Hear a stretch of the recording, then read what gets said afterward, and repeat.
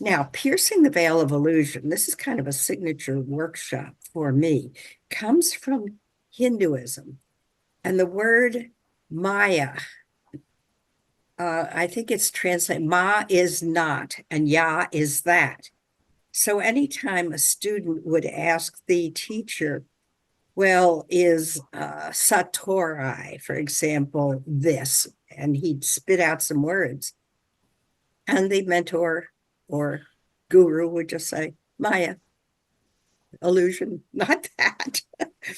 Uh, so we're going to be playing with this today so you can actually experience what you see in what's on the screen and then listen to what other people are observing. And then we can play with this. And maybe what someone else is seeing or experiencing will trigger something in your own mind, or maybe you will see something that you did not see there before.